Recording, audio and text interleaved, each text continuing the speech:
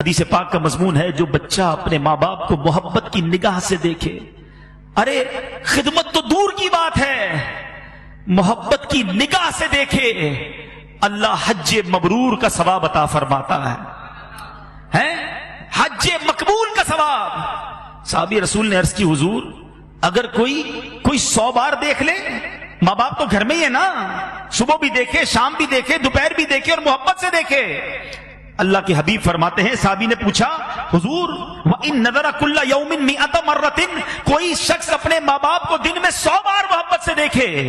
آقا فرماتے نعم اللہ اکبر و اطیب، اللہ بہت بڑا اور پاک ہے، کوئی 100 بار دیکھے اللہ 100 حج کا ثواب عطا فرماتا ہے۔ ارے جنت گھر میں ہے، حج مبرور گھر میں ہے، ان کی دعائیں سبحان اللہ۔ اللہ کے حبیب فرماتے ہیں سنو، جاتے ہو نا ادھر ادھر دعائیں کرانے، ٹھیک ہے بزرگوں سے دعائیں کرانی چاہیے، ٹھیک ہے ہمیں لوگوں سے دعائیں کرانی چاہیے، سبحان اللہ۔ اللہ کے حبیب علیہ الصلوۃ والسلام فرماتے ہیں کہ دعائیں کس کی قبول ہوتی ہیں؟ نبی پاک فرماتے ہیں کہ جو مقبول دعائیں ہیں نا، مظلوم کی دعا، مسافر کی دعا اور والدین کی دعا، اور ایک حدیث میں صراحت کے ساتھ کہ والد کی دعا اپنے بیٹے کے حق میں اللہ کی بارگاہ میں مقبول ہوتی ہے۔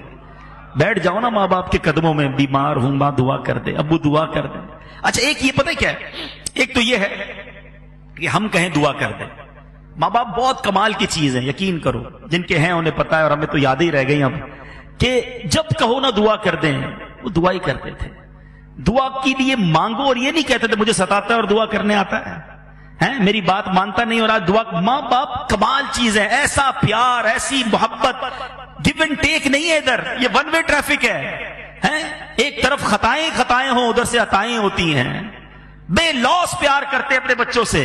لیکن مزہ پتہ کیا ہے کہ میں نہ کہوں ابو دعا کریں، میں نہ کہوں امی دعا کریں، مزہ اس میں ہے کہ ہم کہیں نہ اور ماں باپ ہاتھ اٹھا کر دعا کریں، ایسی خدمت کرو، ایسی دعائیں لو، ایسی ان کے دل میں جگہ بنا لو کہ وہ نہ ہو، آپ اکیلے میں وہ ہو، نماز پڑھ رہے ہو، آپ کہیں اور ہو، اور وہاں اٹھا کر دعا کریں یا اللہ میرے بچے کو بخش دے، میرے بچے کے راستے کھول دے، اے اللہ میرا بچہ پریشان ہے، اللہ اس کی مدد کر دے، اے اللہ میرے بچے پر مہربانی کر دے۔ یقین کرو یہ جو دعا ہے نا، یہ عرش تک جاتی ہے، یہ تمہیں وہاں پہنچا دے گی جہاں تمہارا تصور بھی نہ ہوگا۔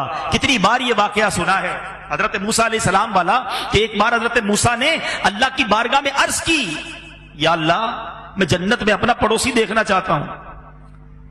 اللہ نے فرمایا موسیٰ پیغام ملا فلاں علاقے کا کسائی تیرا پڑوسی ہے۔ حضرت موسیٰ حیران میں، اللہ کا نبی پڑوسی کسائی؟ ڈھونڈتے ڈھونڈتے پہنچے، طویل واقعہ ہے، پتا چلا کہ اس قریب کے 2 بوڑھے ماں باپ تھے، اپنے ہاتھوں سے نوالے بنا بنا کر اپنے ماں باپ کو کھلاتا تھا۔ حضرت موسیٰ نے کہا بیٹا یہ بتاؤ تیری ماں تجھے کوئی دعا دیتی تھی؟ باپ کوئی دعا دیتا تھا؟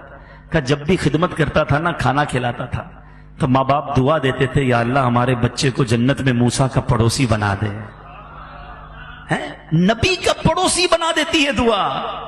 اور حضرت موسیٰ نے کہا بیٹا تیرے ماں باپ کی دعا قبول ہو گئی ہے، تو ہی جنت میں میرا پڑوسی ہے۔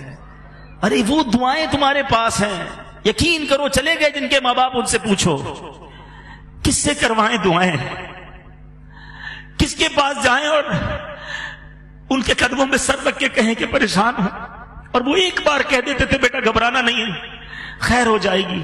ہمیں ایک آسرا ہوتا ہے کہ والد ہے سر پہ، آسرا ہوتا ہے کہ ماں ہے پیچھے، پریشان ہوں تو وہ بھی پریشان ہو جاتی تھی، ہم بیمار ہوتے تھے نیند اسے نہیں آتی تھی، تکلیف میں ہم ہوتے راتیں وہ جاگتی تھی، گھر میں سب سو جاتے تھے، ہم گھر میں نہ آئے ماں جب تک جاگتی تھی۔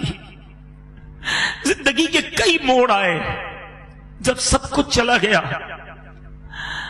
مگر والد نے کہا گھبرانا نہیں، میں ہوں نا، ہمیشہ حوصلہ دیا، ہمت دی۔ آج نہیں ہے ماں باپ، جس کے نہیں ہے اس سے پوچھو، کتنا ہی بڑا کیوں نہ ہو جائے، کتنا ہی طاقتور کیوں نہ ہو جائے، کتنا ہی مال کیوں نہ آ جائے، کتنی ہی دنیا میں عزت کیوں نہ ہو جائے، ماں باپ کی کمی پوری نہیں ہوتی۔ یہ وہ ہیں جن کے بغیر، جن کی کمی کوئی پوری نہیں کر سکتا۔ میرے بچوں، میرے بھائیوں جن کے ماں باپ ہیں خوب خدمت کرو. بعد میں یاد آتا ہے میں اور وقت گزارتا, میں اور خدمت کرتا, میں اور دعائیں لیتا.